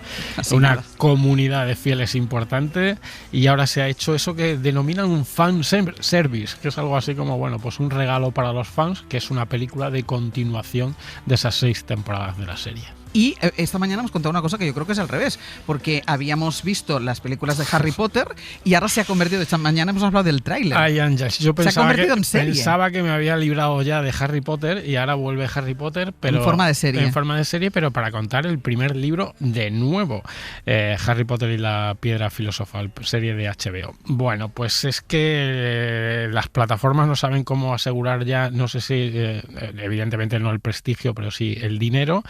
Y Peaky Blinders le da la vuelta con una película que no se ha visto en salas y que se estrena directamente en televisión. En plataforma. Oye, una cosa, que estos días hemos hablado mucho de las dos películas españolas, Almodóvar, Torrente. ¿Cómo está yendo la taquilla? La taquilla es espectacular para Torrente Presidente, espectacular. Yo creo que si no baja un poco el ritmo va a llegar a 35 millones de euros de recaudación, que es una barbaridad. Y a Almodóvar le ha ido bastante bien. Es el mejor estreno desde las 3 o 4 últimas. Y yo creo que es bueno que hay gente para distintas sensibilidades, que es lo que siempre hablamos. Lo bueno sería que fueran buenas películas y no todas lo son, como ya dijimos el otro día con Torrente Presidente. Pero bueno, yo creo que hay para distintas sensibilidades. La semana que viene, por ejemplo, se estrena la nueva de Sorrentino, que la vi ayer y me parece una pasada de buena. Pues ya la comentaremos, ya se lo he dicho. Pues la vas a comentar con Sastre. En el pasillo, que es muy fan. Así que bueno, que haya películas para todos, eso es muy bueno. Pues vamos con Peaky Blinders, porque vamos a viajar 100 años atrás en el tiempo y a plantarnos en las calles de Birmingham para conocer Peaky Blinders, el hombre inmortal. Vives en una casa invadida por fantasmas. Tu hijo gitano está al frente de los Peaky Blinders como si esto fuera 1919. Estoy buscando a mi hijo. ¿Tú quién mierda eres? Tranquilito todo el mundo, porque este hombre, damas y caballeros, es Tommy Shelby. ¿Quién coño es Tommy Shelby? A lo mejor alguien debería explicarle quién soy. Primera pregunta que a mí me interesa mucho. ¿Es una película solo para los fans, para los seguidores de Peaky Blinders, o aquellos que no hemos visto la serie, como soy yo, puedo ir a verla? Pero, y como yo no había visto absolutamente nada de la serie. ¿Qué he hecho? Ponerme un poco las pilas, a medio camino entre el trabajo y el placer, y he visto la primera temporada entera y luego he visto los 3 episodios que Steven Knight, el creador de la serie, ha recomendado ver antes de ver la película. Me parece un trabajo... muy bien. Me ha hecho un poco el trabajo. Sí. Es decir, él dijo, y se lo digo ya también a los oyentes, el primer episodio de la primera temporada, el último de la tercera, el 6º de la tercera y el 6º de la 6ª, es decir, el último episodio de toda la serie, de esas 36 horas. La serie me ha parecido buena serie. El primer episodio de la primera temporada es buenísimo y el final de la 6ª me parece buenísimo. Luego, la primera temporada, que es la que he visto completa, pues baja un poco. Hay esos episodios de transición, son episodios de 1 hora, un poco largos, pero en general, buena serie. Bueno, pues a partir de ahí llega la película, que está a la altura o no, ya lo adelantó. Decepcionante película. ¿Decepcionante? Sí. Porque ¿en torno a qué gira el universo Peaky Blinders? Es muy interesante. Es que el universo es apasionante en muchos aspectos. Está inspirada en una banda criminal real de la ciudad inglesa de Birmingham, de las primeras décadas del siglo XX. La serie empezó a emitirse en 2013 y la base al completo podría ser esta. Las heridas psicológicas que tienen los de la banda, buena parte de los de la banda, que han estado en la Primera Guerra Mundial, luchando en la batalla del Somme, en las trincheras, en el barro, en la desolación, viendo la muerte completamente, y las heridas psicológicas que tienen. Luego, las conspiraciones políticas que hay en esa época, con Winston Churchill ahí como ministro ya del gobierno, en torno a tanto al gobierno británico como al IRA. por ahí muy interesante también. Luego hay una tercera, digamos, vertiente, que es la del comunismo. Lo hemos visto en el corte de entrada. Sí. El comunismo, el anarquismo, las reivindicaciones laborales de principios de siglo. Muy interesante también. Y luego está la parte más mafiosa, que es las apuestas, los hipódromos, las apuestas hípicas, que esa me interesa un poco menos. Con lo cual, por ahí sería el universo Peaky Blinders. Y luego, el universo Peaky Blinders formal tiene dos elementos.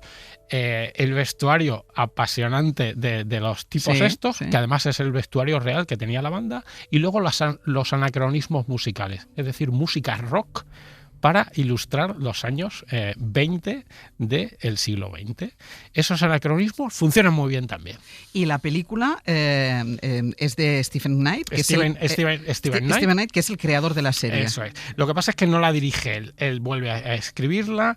Es un creador interesante porque antes, fíjate que había visto estas dos películas y no sabía que era de Stephen Knight el guión. Antes de eso había creado el guión de dos películas que me gustan mucho, Negocios ocultos de Stephen Frears y Promesas del Este de David Cronenberg, es decir, dos de los mejores directores de los últimos 30 o 40 años, y había creado una película como director que se llama Locke, que está ambientada únicamente en un coche y en tiempo real, que es chulísima y que la gente lo recupere. Con lo cual Stephen Knight muy bien por ahí. Y luego hay un elemento primordial de ahí también, que es Cillian Murphy. Cillian Murphy tiene el protagonista, es un actor buenísimo, ganador del Oscar hace 2 o 3 años o 4. Que no es el mismo protagonista que en la serie. Por Oppenheimer, sí, el protagonista de la serie, y con un estilo interpretativo en la serie y con una escritura por parte de Stephen Knight muy parecida, inspirada clarísimamente en Michael Corleone y en la interpretación de Pacino. Ese tono sobrio, inteligentísimo y durísimo, crudísimo. Entonces, ese paralelismo también es muy chulo. Porque es decepcionante, entonces, porque yo todo lo que me estás contando me dan ganas de ir a ver la peli. Pero es que te estoy contando más el universo de la serie que la película. ¿Qué le pasa a la película? La película en sí. En lo político, todos esos elementos de altura que te digo que tiene la serie se apuntan en la serie, pero en la película, pero no se desarrollan. Hay un elemento en Birmingham, en la ciudad, había una fábrica de municiones muy importante. Hay una operación del nazismo que era la operación Blitz, que se encargó de intentar bombardear todas esas, pero eso luego no se desarrolla. El nazi de turno, o sea, el villano de la película, que lo interpreta Tim Roth, que es un personaje nuevo, es un villano casi de pacotilla, es como de mala película de Marvel, no está bien desarrollado. Y luego formalmente la película es demasiado grandilocuente y demasiado pomposa. Y esas cosas musicales que tiene tan chulas la serie, aquí no las mide muy bien, tiene excesiva música toda la película. Con lo cual, el regusto buenísimo que te deja el final de la serie no te lo deja el final de la película. Es decir, que en mi caso puede ser que si voy a ver la película, lo que me entre en ganas es de ver la serie. Yo no entraría a ver primero la película. O sea, mejor que me vea primero la serie. Entraría a ver el primer episodio de la serie y luego, si acaso, ver esos dos que he nombrado, el tercero, o sea, el sexto de la tercera y el sexto de la sexta, y luego te van a dar ganas de ver la película. ¿Te va a decepcionar? Yo creo que sí, pero al menos a mí me ha dejado un regusto muy bueno todos estos días que me he pasado metido en Peaky Blinders, y me ha dejado un regusto bueno la serie, la película no tanto. Peaky Blinders, El hombre inmortal, que se estrena este viernes, ¿no? Si va en plataformas, claro, sí va en plataformas, sí lo has dicho. De plataformas a salas, con 2 estrenos, que estos sí llegan mañana y que nos van a plantear más de una pregunta, y una de ellas es: ¿qué es más fácil, cambiar de colegio o salvar el mundo? Entonces vamos a empezar por la primera, altas capacidades. ¿Por qué queréis cambiar ahora a vuestro hijo de colegio? Bueno, Fer es muy sensible. ¿Es un colegio público, privado? Es público. Gonzalo Rubial, yo sé que vas a meter a tu hijo en el Piros. Es un muy buen colegio. Nos podría venir súper bien. No solo por Fer, que también, pero también por ti, por tus contactos. No tenemos ese dinero. Me han dicho que puede tener altas capacidades. Fer. No es un colegio de millonarios, que los hay. Los hay. Pero también hay gente, bueno, eso. normal. Comedia negra española sobre las altas capacidades de los niños o las incapacidades de los padres. No, sobre las incapacidades de los padres clarísimamente. El tema podría ser la tontería de las nuevas familias. Niño de cuarto de primaria que va a colegio público. A sus padres los llama el director y les avisa de que es un niño un poco complicado, que hace cosas raras, le enseña sus partes a sus amigos y ya no es tan pequeño como para hacer esas cosas, que suelta muchos tacos, el niño es complicadito, caprichosito. Sus padres empiezan a decir, no, es que es un niño especial. Bueno, es un niño especial, quizá malcriado. Deciden ver la posibilidad de cambiarlo de colegio y cambiarlo a un colegio privado. Entonces, en el colegio privado siguen con el cuentito ese de que es un niño especial. Y los del colegio privado, que lo que quieren es sacar la pasta, básicamente, lo que le dicen, no, es un niño que tiene altas capacidades, pero sin ningún examen, sin ningún test y sin nada. Nada, altas capacidades. ¿Qué ocurre? Que es una película que habla de esas paridas que soltamos cuando no conoces mucho a alguien, cuando estás en una situación incómoda. Es una comedia básicamente incómoda y te crea mucha vergüenza ajena, es algo en lo que yo creo que es un especialista Víctor García León y que es una película que va fundamentalmente también del clasismo y de los comentarios clasistas y de los colegios de ricos, los buenos colegios. ¿Qué es un buen colegio? ¿El que se paga mucho por el colegio o el que te da una buena educación? En mi época decíamos un colegio de pago. Cuando alguien decía, mira, que este va a colegio de pago. Es de colegio de pago. Exacto, frente a los que no lo éramos. Bueno, a mí el planteamiento me parece, ya cuando lo escuché me pareció muy original, pero la historia parte de un hecho real, ¿no? Es un hecho real. La idea al principio de la idea. Seguro que te acuerdas aquel tiroteo que hubo en la puerta de un colegio madrileño, donde no es muy normal matar a alguien a tiros. Aquí en España mataron a tiros a un padre que resultó ser un narco colombiano millonario. Entonces, de ahí tira del hilo Víctor García León y Borja Coveaga, que es su co-guionista en esta película, y pues hacen un retrato de todos los padres de ese colegio de pago y de cómo resolvemos ciertos problemas de los niños, un poco huyendo, en todo momento huyendo, y produciendo una serie de situaciones que te hacen sentir en esa incomodidad de la que hablamos. Víctor García León, ya en Más pena que gloria, que era una película que hizo muy joven sobre chicos jóvenes, ya creaba esa incomodidad, y luego tiene otra película que se llama Vete de mí, con Juan Diego Botto y Juan Diego, por la que Juan Diego ganó el Goya, si no recuerdo mal, que era una película que te hacía sentir, pero verdaderamente en una esquina y taparte los ojos con las cosas que hacía Juan Diego. Lo paso muy mal yo, Entonces, Víctor, a mí me encantan esas cosas, me encantan. Yo lo paso fatal. Y Víctor es un especialista en esto.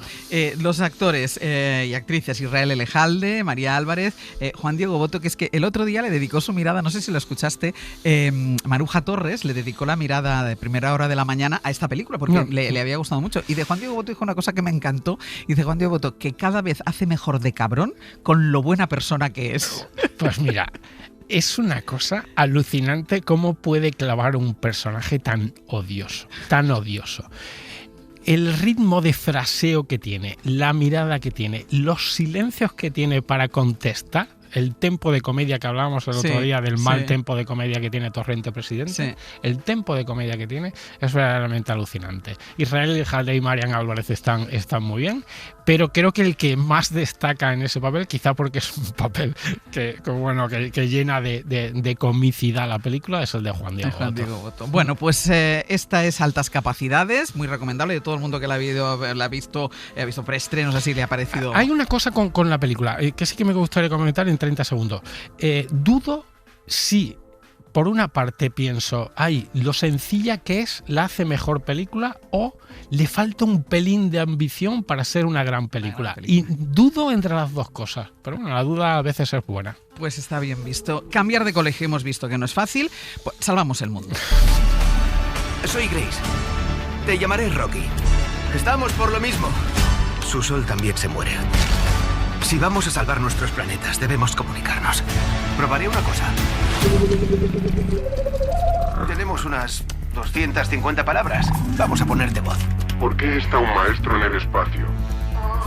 No. ¿Por qué está un maestro en el espacio? Proyecto Salvación es el estreno internacional de la semana. Ryan Gosling es un profesor de ciencias que debe salvar el mundo. Sí, bueno, eso es algo que hemos visto muchas veces ya, pero creo que tiene un punto original y tiene un tono muy original y muy fresco la película. Tiene que resolver el enigma de una misteriosa sustancia que provoca la extinción del Sol. Se están apagando todas las estrellas, salvo una sola estrella que no se está apagando. Y entonces desde todos los gobiernos de la Tierra se ponen de acuerdo al principio. Fíjate, ¿Qué cosas? ¿Qué cosas en este mundo? Luego se separan un poquito, pero al principio se ponen de acuerdo, mandan una nave espacial con unos científicos y una mezcla de científicos y técnicos y pilotos a la única estrella que no se está apagando para ver qué tiene esa y poder salvar el mundo. Bueno, pues es un relato más o menos visto, pero que tiene un puntito original. ¿Podría recordarnos o estamos ante el nuevo ET? Pues que tiene cosas de ET, Sí. tiene cosas de ET, también tiene cosas de Interestelar, tiene cosas de muchas películas. Tiene una mezcla de ciencia y cultura popular, pero a la que recuerda realmente es a Marte. Marte, aquella película protagonizada por Matt Damon, que estaba casi él solo en la película a lo largo de toda la historia. Es una novela del mismo novelista y el guionista que la ha adaptado es el mismo de Marte, y es una película que tiene ese tono de Marte. Yo en clase siempre, cuando explico teoría de los géneros y la ciencia ficción, siempre digo que hay dos vertientes muy grandes. Una, la ciencia ficción ligera, es decir, Regreso al Futuro, Sí, ET, sí. todo esto, y la ciencia ficción adulta, es decir, 2001 del espacio, Odisea en el espacio. y Solaris. Pero hay un término medio de películas, como puede ser, por ejemplo, Minority Report o como puede ser Blade Runner, que son tan entretenidas como profundas y trascendentes. Esta es una película básicamente entretenida, básicamente ligera. ¿Qué ocurre? Que tiene quizá demasiados toques científicos un poco farragosos y creo que innecesarios, y es una película básicamente otra vez demasiado larga, 2 horas 40 minutos. 2 horas 40. No es necesario esa duración para una película básicamente muy entretenida. Para entretenerte. Y lo es. Y es incluso emocionante. Y Ryan Gosling, que es el protagonista, está fantástico porque es un actor maravilloso. Proyecto Salvación, también desde mañana en los cines. Y ahora 2 minutos para la crítica bajo demanda, que nos queda poquito tiempo. Ya saben, 638-313466 para que nos dejen la nota de voz que ustedes quieran con el título de la película que ustedes quieran. Y Ocaña les hace la crítica. En esta semana rescato un clásico como es La Buena Estrella de 1997, una historia entretejida por sus personajes y de cómo de una historia aparentemente sencilla puede seguir generando en el espectador años después la intención de su autor. ¿Cómo ve la crítica visto desde la óptica de 2026? La Buena Estrella, con ojos de 2026. Es una película muy importante, fue muy importante en el 97 y lo sigue siendo en 2026. La génesis de la película está en La Huella del Crimen, aquella serie de Pedro Costa, el productor es Pedro Costa, y aquí es la historia real de la que parte, como decíamos antes con los periódicos también, fue un hombre castrado que asesinó al amante de su mujer. Ese es el hecho real. Entonces de ahí Pedro Costa encarga primero el guión a Juan Magajullo lo desarrolla, se arma una polémica tremenda de derechos y de preproducción entre Juanma y Pedro Costa, rompen y finalmente el que dirige la película es Ricardo Franco y la escribe con Ángeles González Sinde. Es una película muy buena, es una película muy íntima, nada complaciente, muy dura y a la vez muy hermosa. Y eso no es nada fácil de resolver. Era la historia de un triángulo amoroso también, Y es un ¿no? triángulo amoroso.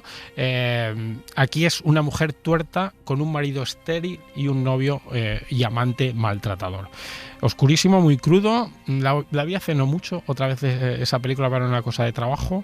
Y creo que es una de las películas más relevantes del cine español de finales de los años 90 y del siglo XX. Las 3 interpretaciones son maravillosas. Maribel Verdú, Antonio Resines y Jordi Moyà. Antonio Resines, que era su primer papel en el que se salía un poco de la comicidad habitual de Resines. Eso es un papel muy metido para adentro, muy serio, muy grave y no tan expansivo como suele ser él. Ganó el Goya a la mejor interpretación. La película ganó el Goya a la mejor película, ganó 5 Goyas, y eso que competía con Secretos del Corazón, que es otra gran película de esa época. De hecho, la Academia mandó Secretos del Corazón a los Oscars y estuvo nominada. Estuvo entre llegó a la final. Llegó a la final Secretos del Corazón, pero los Goya se lo llevó a La Buena Estrella. Muy buena película por si la quieren recuperar, que está en Flixolé y en Movistar. Pues la semana que viene más. Gracias. Hasta adiós. luego, Caña. Hoy por Hoy Magazine.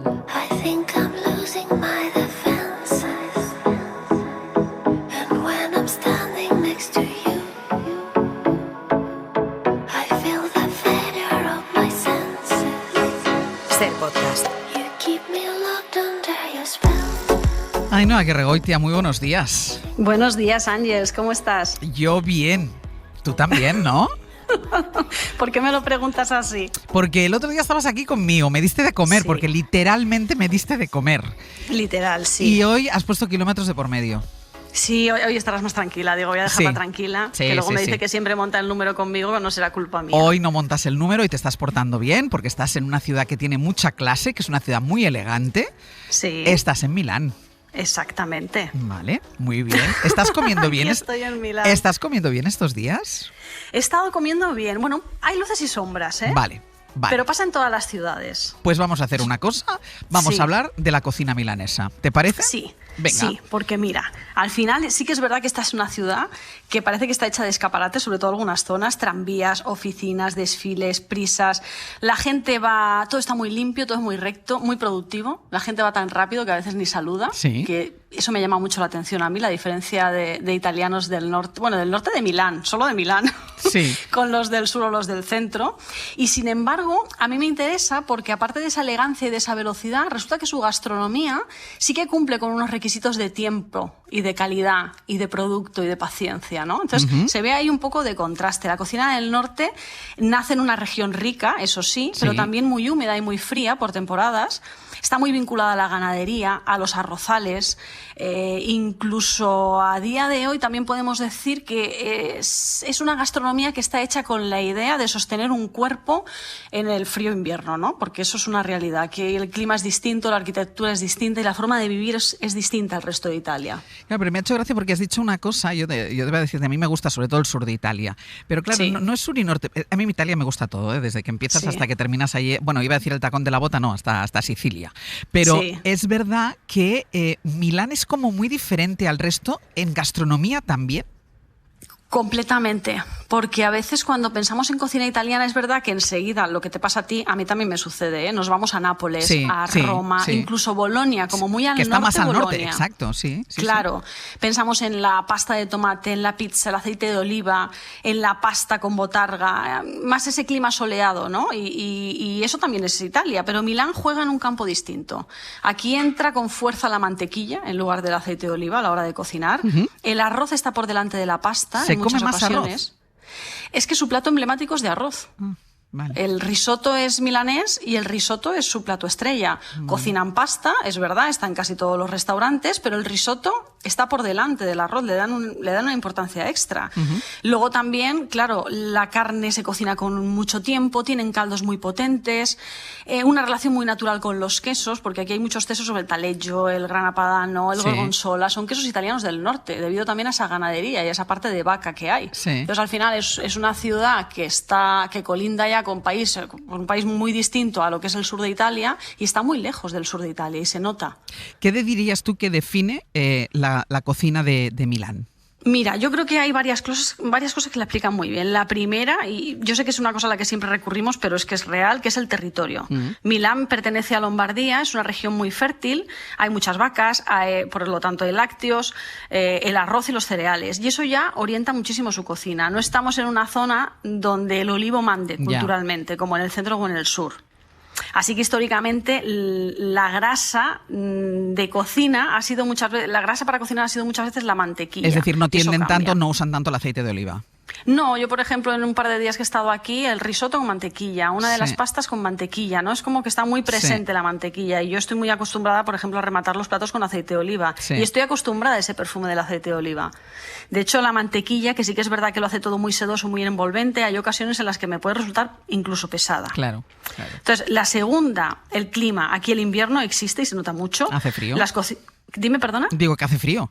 Hace frío. Sí. No, ahora no. Yo estoy en No, manga larga. no. Ahora se está de lujo. Pero no, que es una zona muy fría, quiero decir. Muy fría, Sí. muy fría. Y entonces suelen tener platos pues más concentrados, con una olla de fuego lento. Milán tiene platos incluso que sacian solo con mirarlos. Por ejemplo, el famoso risotto con osobuco. Tú ese plato lo miras y solo de mirarlo dices, yo no puedo más. Ya no quiero más. Para que yo diga eso, ¿eh? Sí. Pero ahora verás, ahora Sí. verás. Y la tercera es la historia social de la ciudad. Milán durante siglos fue el centro de poder económico y político en Italia, y eso hizo que la cocina popular se convirtiera también, junto con una cocina burguesa y urbana, en una cocina muy refinada, muy estudiada. O sea, no hablamos solo de un recetario campesino, como por ejemplo podrían ser una cocina como la Tripa, que ellos también cocinan callos y tienen platos más de ese estilo, sino que hablamos de una ciudad donde lo doméstico, lo campesino, lo conventual y lo burgués se han ido mezclando a lo largo de los años y han dado como resultado un equilibrio muy interesante entre esas cocinas domésticas pero llevadas a la excelencia. Tiene un punto, ¿eh? Tiene características particulares. Así como en el sur es cierto que hay platos donde parece que no ha pasado el tiempo por ellos, te Sí. siguen mantecando unos espaguetis Sí, en unas sí. huevas de botarga con limón y anchoas y te lo sirven tal cual.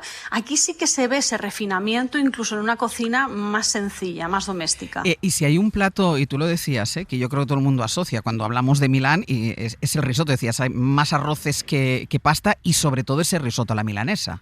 Sí, porque al final el risotto a la milanesa es una señal de identidad. En cuanto lo nombras, ese color amarillo Sí. intenso, que además se ha convertido en un icono de la cocina italiana, hay que decir que a veces mezclan el azafrán con el colorante.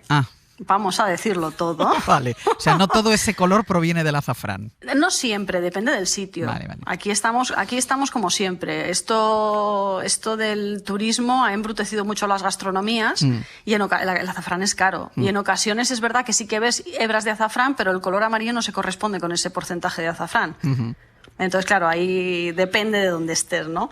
Entonces, aquí es verdad que en esta conversación aparece la primera pregunta, que es inevitable, de que por qué el arroz en el norte de Italia es amarillo. Sí. Y hay una historia que es más romántica que otra cosa, yo no sé si será verdad o no, pero bueno, se dice que durante el siglo XVI, en las obras de las vidrieras del Duomo de Milán, que son espectaculares, que yo no las había visto nunca, uno de los ayudantes de un maestro flamenco usaba el azafrán para dar intensidad a los colores. Esto lo tendrá que decir, ¿cómo se llama mi colega de arte? Pablo Ortiz de Zárate. El Pues artesano. Pablo tiene que confirmar esto. No, me lo apunto para comprobarlo, porque él Por muchas favor. veces habla de los colores y de dónde surgen los colores. Yo no descarto que se usara azafrán para pintar en amarillo, ¿eh? Pues que pregunte, Sí. que siento curiosidad, porque me parece una especia muy cara, me resulta un dato curioso, pero no sé cuánto hay de romántico en Le esta preguntaremos información. a Pablo.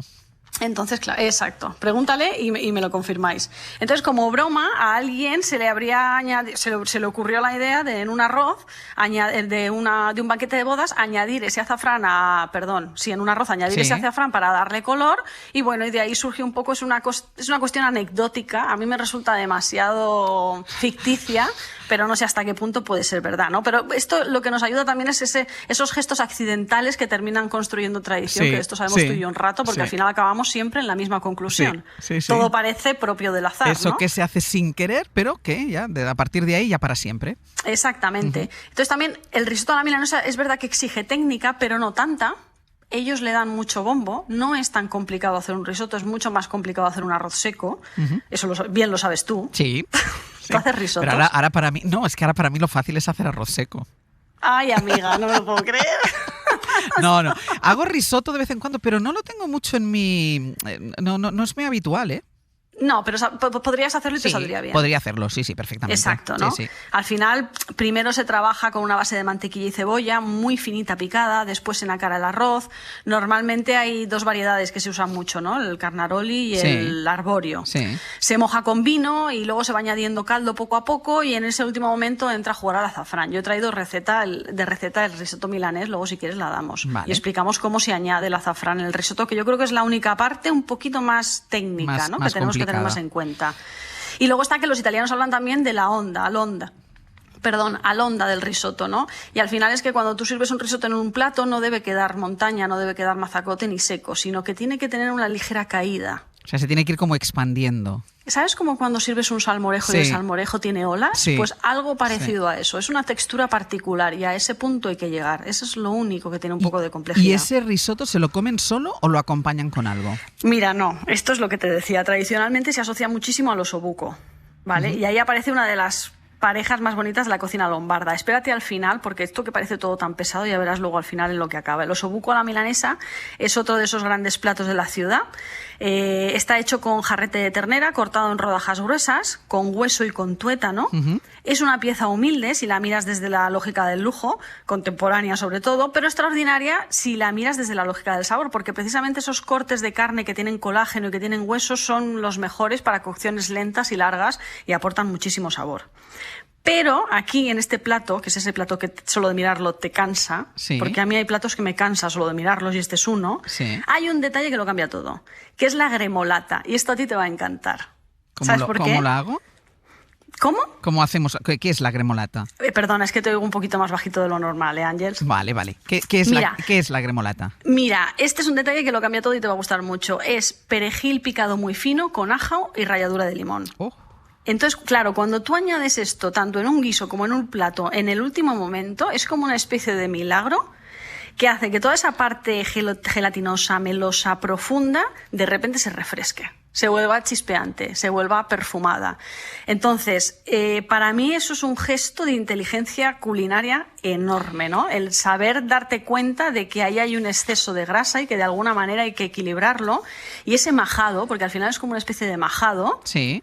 lo despierta Pero- y es delicioso. Pero una cosa, eso lo pones cuando ya lo has terminado de cocinar, Sí, en el último momento, para que no se vayan los matices. justo antes de Pues, apagar el fuego. Justo antes de apagar el fuego o incluso, porque yo lo he visto, ayer me lo sirvieron en un plato, incluso una cucharadita para que tú en el último momento en el plato lo mezcles. Claro, es que estaba pensando que es verdad que el osobuco es un guiso muy parecido y por la manera de hacerlo muy parecido como podría Sí. ser las carrilleras o, Sí. o el rabo Es de lo buey, mismo, el rabo sí, de buey, es lo claro. mismo. Y me parece buena idea, o sea, podríamos utilizar la misma técnica de la gremolata en estos otros platos que son más nuestros.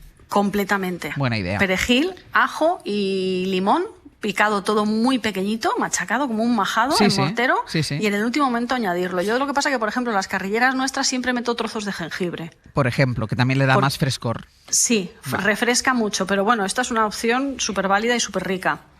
Repásame otros platos, que nos quedaremos sin tiempo si no. Repásame otros platos que demuestren que es una cocina rica pero equilibrada en cuanto a sabores e intensidad.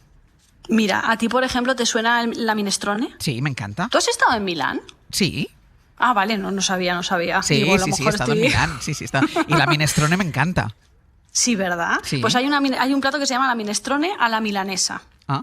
¿Vale? Que esto demuestra también que la cocina milanesa también tiene sabores pues más domésticos y más vegetales. ¿Y Es que de verdad que hay una... qué diferencia hay entre la minestrone normal y la minestrone a la milanesa? Esta creo que lleva salchicha. Ah, vale. Lleva como unos trocitos de salchicha de bra. Vale.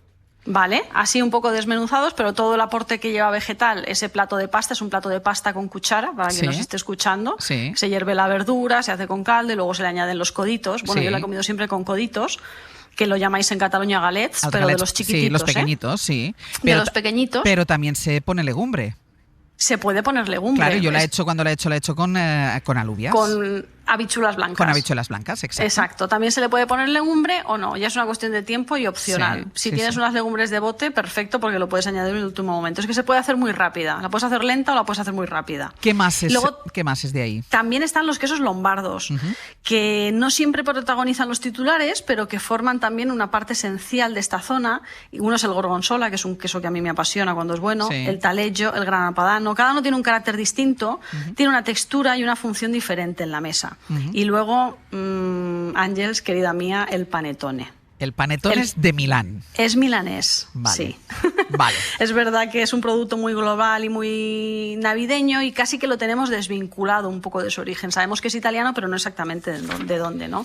Pero el panetone es milanés y conviene recordarlo porque detrás de ese bollo hay una historia, ahora mismo no recuerdo muy bien, pero creo que tiene que ver con enamorar a una chica. Sí. Y se decidió meter dentro de un bollo esponjoso y perfumado pues una cantidad de frutas secos, de otro tipo de frutas deshidratadas, como la uva, como la pera, como la naranja, ¿no? Para que fuera más hedonista y mucho más goloso y aquello se convirtiera en una joya. A mí, desde luego, si alguien me quiere enamorar, yo prefiero un panetone a un anillo. No sé tú. No, vamos, pero es que hasta un risotto con osobuco, o sea, yo prefiero cualquier cosa que se pueda comer antes que un anillo. Oye, una cosa, vamos, que nos queda muy poquito, como los oyentes podrán ver en la página web la receta con las cantidades y la manera de hacerla. Detengámonos en la técnica que decías del azafrán. Mira, esto es interesante, sí, la gente puede buscar la forma. Voy a hacerlo de forma muy resumida. Una cebolleta fresca, picada muy finita, doramos en un taco de mantequilla o en aceite de oliva, lo que prefiramos. Luego añadimos el arroz, 100 gramos por persona, nacaramos bien, dejamos que el arroz dore un poco y añadimos como medio vaso de vino, depende de la cantidad que hayamos puesto. Vino blanco, siempre, sí. Dejamos que evapore el vino y vamos añadiendo un caldo. Puede ser un caldo de pollo o un caldo de verduras suave. ¿Qué sucede aquí? Que retiramos una parte de ese caldo caliente, lo que viene siendo medio vasito, e infusionamos las hebras de azafrán en ese caldo caliente, pero fuera del fuego. El azafrán realmente, aunque no siempre, yo la primera que no siempre lo hago bien, el azafrán con infusionarlo es suficiente. Si lo cocinamos demasiado perdemos muchísima intensidad. Vale. Entonces, claro, ese mini vasito de caldo lo incorporamos en el momento final, cuando ya esté el risotto prácticamente hecho, incorporamos y fuera del fuego otra vez ya retiramos nuestro arroz del fuego. Y en esa parte de fuera es donde añadimos la mantequilla y el queso que queramos hacer para mantecarlo. Eso no necesita una temperatura fuerte, porque si no el queso se corta y se vuelve demasiado pastoso, incluso elástico. Eso no nos interesa. Ahora mismo me comía ese risotto, que a lo mejor es lo que vas a comer tú en Milán. Probablemente. Que no te voy a decir que no. Se nos ha acabado el tiempo, ya bueno, gozaré de las fotografías. Un besito. Venga, un hasta beso, luego, Ángel, disfruta. Nos vemos. Chao, gracias. Tutto è ormai nelle tue mani, mani grandi. Hoy por Hoy Magazine. Ser podcast. ¿Qué tal, Casal? Buenos Hola, días. ¿qué tal, Francino, buenos días. días. ¿Qué tal? Hola. Contadnos qué estáis preparando. Pues a las 2:30 comienza el debate sobre el decreto de ayudas para mitigar los efectos de la guerra de Irán. A esta hora, 12:05, seguimos sin saber qué va a votar el Partido Popular en el Congreso de los Diputados. Acaba de hablar Bendodo, dice que lo seguimos valorando. Lo vamos a decidir minutos antes de la votación.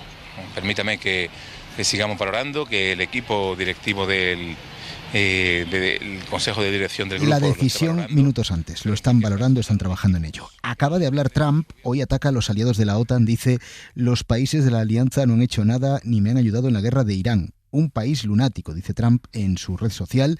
Cierra su mensaje asegurando, en referencia a la OTAN, que Estados Unidos no olvida. Y en otro mensaje amenaza a Teherán. Más les vale aceptar que han perdido antes de que sea demasiado tarde, porque una vez esto suceda no habrá vuelta atrás y no será nada agradable. Madrugador Trump en su red social. Y en los próximos minutos, por desengrasar, vamos a conocer una encuesta del CIS, Barómetro Sexual, usos y costumbres de los españoles, a ver qué dice. Lo contaremos también a partir de las 2:30. Pues, eso a la en hora 14, en la ventana, Francino. Por cierto, ¿puede haber elementos inesperados para analizar lo de la guerra de Irán?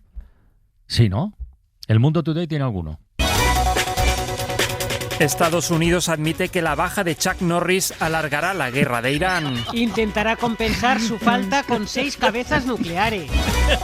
Felipe VI pide perdón a Murcia por los abusos históricos. Es hora de reconocer los agravios históricos del reino contra este territorio, admite la Casa Real. Bueno, es que ahí está el Mundo Today en todo por la radio y me ha parecido una conexión fantástica recordar lo que dijeron el lunes. Y hoy, este fin de semana, estos viernes, sábado y domingo en Madrid, nueva edición de Magia por Benín, que es un espectáculo fantástico, altruista, generoso, solidario, con los niños de Benín, con proyectos educativos en uno de los países más pobres del mundo. Hoy nos visitará su creador, su promotor, que es el mago Javier Arroyo, y estaremos con él hablando de eso. Y muchas otras cosas, pero quería destacar lo del Mundo Today y lo de la magia por Benín. Si haces el programa en este estudio, diría al mago si lo puede ampliar un poco. Bueno, pero el estudio Cookie está bien. Ya, cada vez que se mueve Francino me da un manotazo. Sí, claro, es que estáis aquí los dos como pegaditos. Claro, porque nos hemos colocado mal, pero es un estudio que está bien, es un estudio minimalista. Sí, eso sí, minimalista por mínimo, por los pocos que cabemos aquí dentro. Que hasta luego, que os escuchamos. Adiós.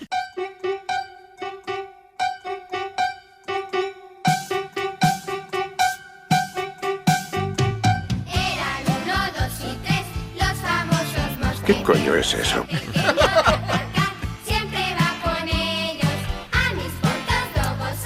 Sacando conclusiones después de escuchar la canción, que siempre tiene que ver con el tema del que queréis hablar, supongo que os ha impactado la noticia del hallazgo de la posible tumba de D'Artagnan, que no de D'Artagnan, en Maastricht. Claro, porque hasta hoy pensábamos muchos que D'Artagnan era un personaje de ficción de Alejandro Dumas. Claro. Y mira tú por dónde es real. También dentro de muchos años se puede pensar que entonces, cuando se descubra la tumba de Nacho Palomo, que era un personaje de ficción, cuando fue un gran jugador de bádminton, ahora ya retirado y lleno de lesiones por todos los lados. Podrá hacer la segunda parte. Si a Javier Cámara no le va bien, va a poder hacer la segunda parte. ¿Cómo se llamaba la serie? De Yakarta. Podrá hacer la segunda parte. Hemos imaginado, siempre hay una salida. Hemos imaginado esta mañana que tú lo obligas a trabajar a pesar de su lesión como Paco en Los Santos Inocentes. Bueno, perdona. Venga, pero los titulares, Paco, que tú no, puedes. no, pero no te vas a reír. He preguntado, porque tenemos un programa fuera de los estudios a la vuelta de Semana Santa, y he preguntado, ¿pero va a estar o no va a estar? No, él me ha Venga, dicho Paco, que mañana, que tú puedes. mañana ya Nacho vuelve a asumir su compromiso. Con muletas, ¿no? No, con muletas no, simplemente ya, que a lo bien. mejor coge Vamos ligeramente. a explicar a los oyentes que si no nos siguen todos los días es que hay un clásico, podríamos decir, del bádminton todos los miércoles.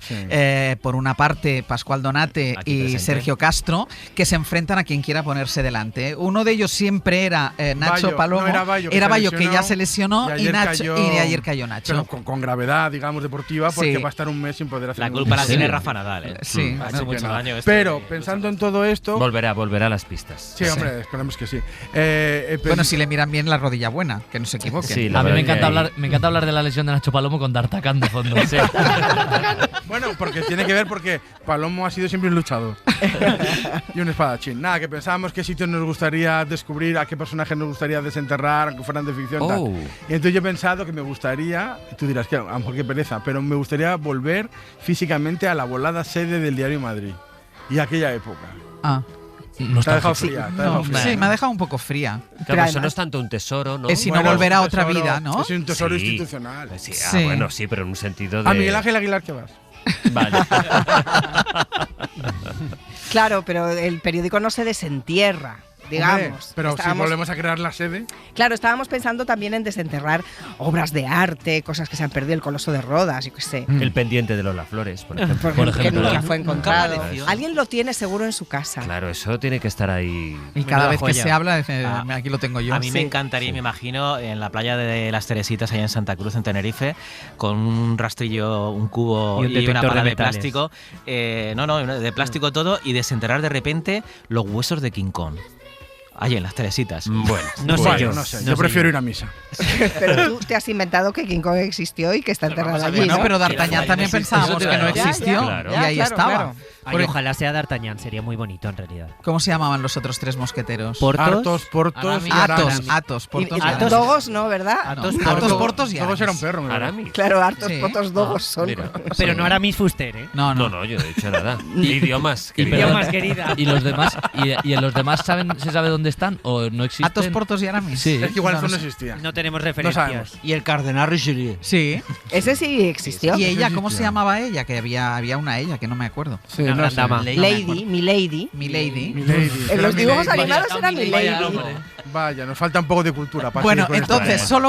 solo quiere desenterrar el diario Madrid. Bueno, nos ha gustado, pues nada, yo qué sé. Era un buen juego. Es un poco plof. Pero es Vale. que sí, es un poco fracaso este juego. Perdóname, buscar las Teresitas con un radar a King Kong, no sé qué decir. Lo mejor, el pendiente de Lola. Por cierto, esto de animalizar los personajes históricos hay que tener cuidado porque habéis dicho que es D'Artagnan y no D'Artagnan. Sí. Pues mi hermano en un examen del Quijote no se leyó el Quijote como había que leerlo y vio la serie de televisión y metió al cuervo y al perro que iba… No. Lo suspendieron. Galgo corredor, cuervo y… Sí, al galgo corredor y al cuervo lo metió. En que perdí mis manos en Jerez Hoy por hoy. y mis ojos en Roma. Crecí y el descaro lo aprendí. Por ahí por Barcelona Vamos, Ana, con el último compás. Vamos que nos vamos, ¿no? Venga, vamos que nos vamos. ¿Y qué te llevas, Ángels, hoy? ¿Qué Yo te me llevas? llevo vuestro cariño. Te llevas todo. Te llevas Vuestro todos amor. los titulares, te llevas todas las críticas de cine, todas las recetas desde Todo, Milán, todo, de todo, Ainhoa. Y también te llevas muchos últimos compases posibles de la entrevista a nuestra nueva amiga Alegre, a la actriz Iva Buch, con la que sabemos que llegaremos muy lejos y muy bien, porque tiene orígenes libios y tunecinos, educación musulmana, es alumna del liceo francés y tiene dominio de 5 idiomas. Me explica, me fundamenta y me define absolutamente porque además es que soy una persona apasionada del mundo y de las otras culturas, y más si son culturas minoritarias, más me interesan, más me interesa indagar en ellas, y yo creo que de ahí mi curiosidad en saber defenderme en muchos idiomas para poder viajar. Me encanta conocer al otro, y cuanto más raro y desconocido más me interesa. También vengo de unos padres que llegaron aquí como inmigrantes, que tuvieron que darse a conocer y que tuvieron que encontrarse a gente probablemente con la misma empatía que yo tengo hoy en día, que quisieran descubrirles y descubrir su cultura y abrazarlos. Pues mañana más, a partir de las 6, les esperan. Pongan el despertador. Te esperamos también. Con José Luis Sastre. Huyendo de aquí, como huí de Florida, somos delfines saltando, saliendo y entrando en el aro escarlata y brillante del tiempo. Es solo un momento, es solo un momento, mar eterno y bravo, la eterna canción, ni tiene salida, ni tiene mi perdón.